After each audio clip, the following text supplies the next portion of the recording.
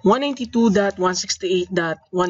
May sikat na IP address yan. Michael Jordan yan ng mga IP addresses di ba? So pagka tumitingin ka ng mga IP addresses, parang siya yung lagi mong nakikita. Okay? So ang gawin muna natin, dissect muna natin, ano ba yung meron diyan sa IP address na yan? Okay, take note, yung normal na IP address natin, yan ay in decimal notation. Okay, at kung mapapansin niyo, okay, ang isang IPv4 na address ay merong 4 na slots. Okay, 1, 2, 3, 4 slots ay na-divided by a dot. Diba? May dot dyan sa gitna. 192.168.1.1.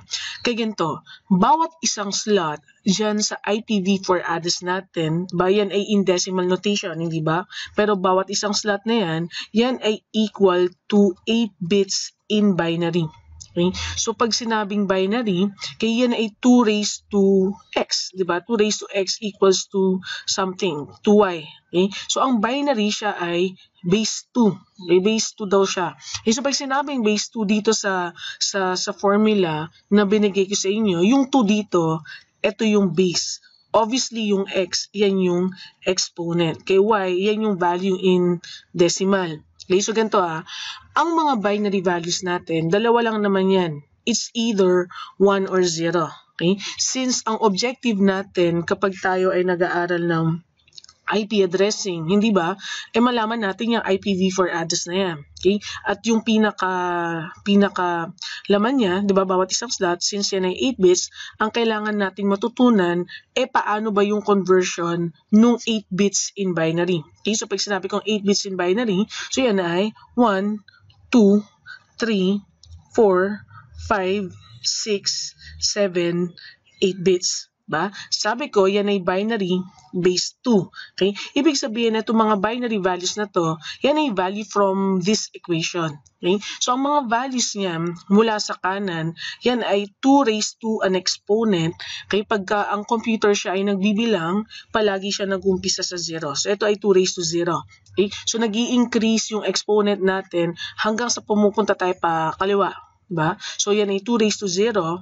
Ito ay 2 raised to 1, ito ay 2 raised to 2, ito ay 2 raised to 4, ito ay 2 raised to 5, ito ay 2 raised to 6, ito ay 2 raised to 7, ito ay 2 raised to 8. Okay, so bawat binary value, meron siyang base 2 to the exponent. Okay, siya ay placeholder. Okay, sa isang 2 raised to an exponent na value. Okay, ngayon, so 2 raised to something, di ba meron tayong value y. Okay, itong value ng y na to, yan ay in decimal notation. Okay, kaya siya napupuntang kento sa 192.168.1.1. Okay, so solve natin 2 raised to 0, anong value niyan? Yan ay 1. Okay? 2 raised to 1, ang value niyan ay 2. Okay? 2 raised to 2, ang value niyan ay 4. 2 raised to 4, value niyan ay 8. Tama pa ba? 1, 2, 4, 8. Tama.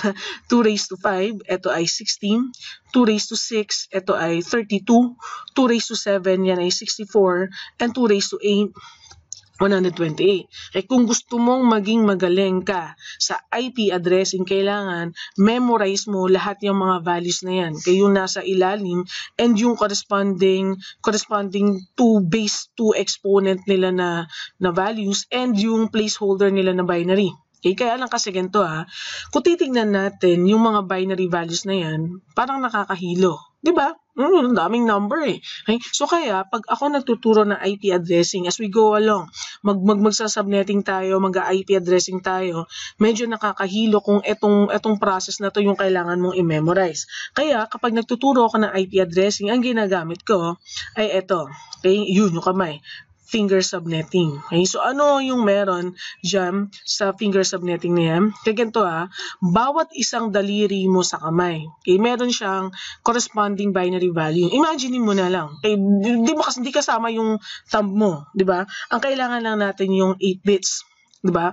Mas madaling mag-memorize ng value sa daliri mo para ka nag-finger math, diba? Kaysa sa i-memorize mo yung magulo dun sa ibabaw ko kanina, hindi ba? Okay, so anong meron? Ganito yung mga values na meron tayo dun sa taas, eto, ilalagay ko dito sa daliri natin, diba? So, eto, okay, parang siya yung binary value natin dito sa kanan, diba? So, lalagay ko dito, 1. Okay, tapos, yung 2, dito siya, 2. Eto, 4. Ito, 8. nandito yung 16, nandito yung 32, ito yung 64, nandito yung 128. So, yung mga nasa ibabaw na values natin, ito yung tinatawag ko na binary values. Obviously, kaya ito yung mga binary values natin na nakuha natin galing dun sa bases, di ba, na sinolve ko kanina. Kaya ganito bawat isang daliri mo will correspond to these binary values. Kaya yung mga ones natin, so parang mga daliri mo na yan, di ba? Kaya imbis na nagme-memorize ka ng placeholder, since daliri mo na yan, mas madali. Kaya yan siya yung mga equivalent values. Okay, ngayon, next, ano pa, ganito kasi ang pinaka-objective natin dito sa IP addressing natin ay matuto tayo ng subnetting, ba? So importante sa subnetting na alam natin yung sum, sum ng mga values ng daliri natin. So ganito muna i-add up ko yung mga binary values na meron tayo dun sa ibabaw. Okay? Ganito so 128, mag-umpisa tayo sa kaliwa. Ito ay 128 plus wala. So, ang value dito sa ilalim, ito ay 128 din. Okay? Tapos, yung 128, i-add up natin siya dun sa 64. Okay? 128 plus 64, ang value niyan, 192. Yung 192, i-add up natin sa 32, yan ay 224. Okay? Yung 224, i-add up ko sa 16, ang sum niyan ay 240. Okay? 240 plus 8, ito ay 248. 248 plus 4, yan ay 252. Okay? 252 plus 2, yan ay 254.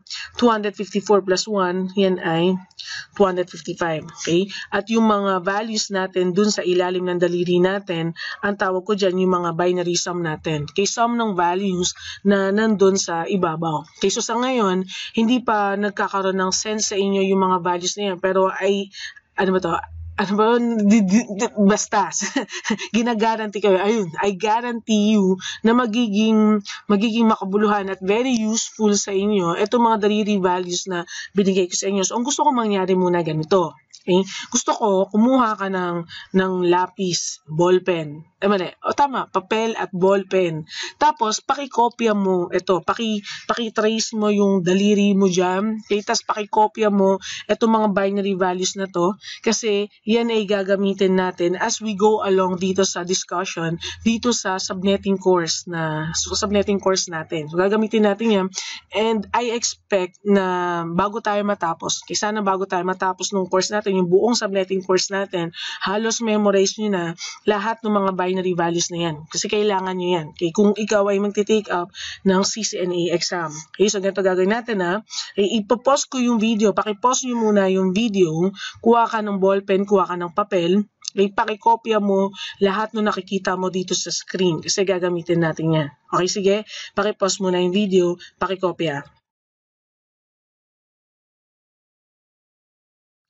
Okay na? Nakopya nyo na? Okay? So, game.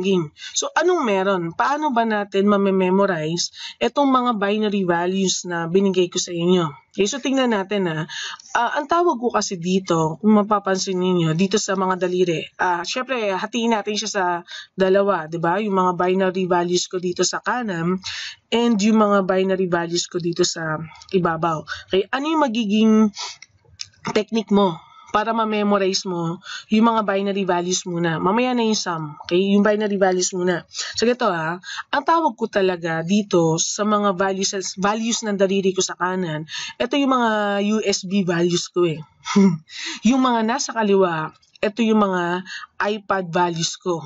Ha? Bakit? Okay, ito tingnan natin Mag-upisa tayo sa kanan Ito sa USB values ko. Ilang gig ba? Yung pinakamaliit na gig ng USB na pwede mo mabili sa CDR King. 1 gig. Tama? So, 1 gig. Yan yung unang binary value mo. O next, ano pa? Okay, so 1 gig. Next, pagkatapos ng 1 gig, ilang gig na yung USB na makikita mo? 2 gig.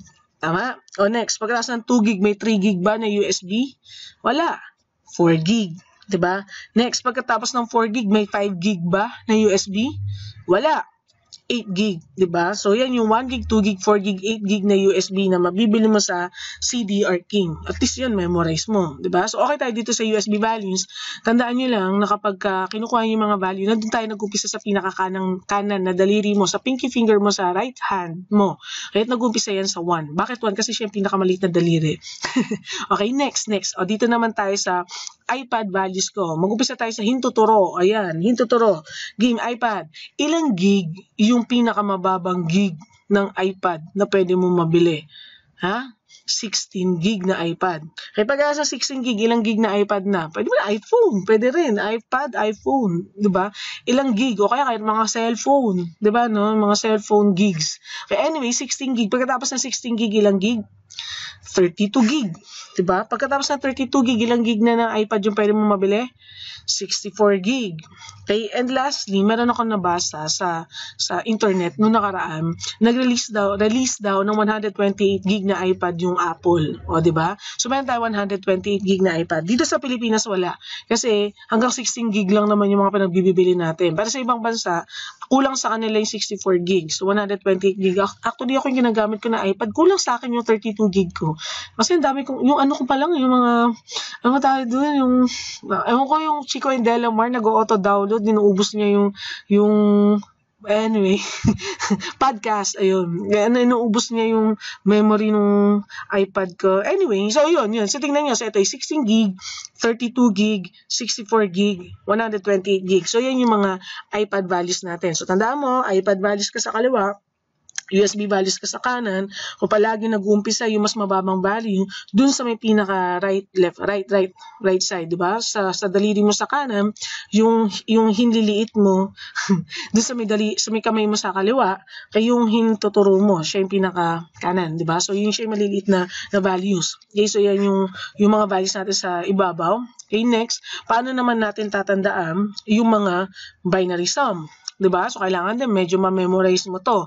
Okay, I expect you to be able to memorize yung mga binary values na nakikita nyo dyan kung gusto mong maging mabilis ka sa subnetting. Kasi kailanganin mo yan kapag ikaw ay nag-take up ng CCNA exam mo. Okay? O, next. So, ganito, diba? Yung unang value natin dito, mag-upisa naman tayo dito sa kaliwa. Okay, diba? Ang kagandahan dito sa may pinakakaliwang daliri mo, eto, hindi mo na kailangan mag-memorize pa ng isa. Kasi parehas naman sila ng value, 128. Tama? So, parehas silang 128. Next, ano pa? Eto pa, di ba yung susunod na value ng daliri mo, 192.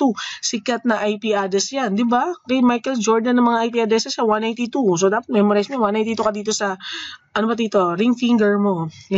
Next, eto, paano naman yung 224? Ewan ko, bahala ka sa buhay mo. Basta i-memorize mo 224 yan. Ano ba yan? Number ni Kobe Bryant, 24. Diba? Yung 224. Basta ganun. So, eto mga susunod na to, gumawa ka na ng paraan na i-memorize mo siya. So, susunod dito, 240. Okay, plus 8, 248, 252, 254, 255. Gumawa ka ng paraan sa sarili mo, sa utak mo, kung paano mo siya ma-associate sa mga previous na alam mo para mas ma-memorize mo yung mga value. Pero, I guarantee you, yung mga values na yan, mamememorize mo as we go along dito sa discussion natin. Okay? So, sana na-copy nyo yan doon sa papel and ballpen ninyo kasi yan ay gagamitin natin sa mga susunod na videos. Kaya yung susunod na video natin, mga binary conversions,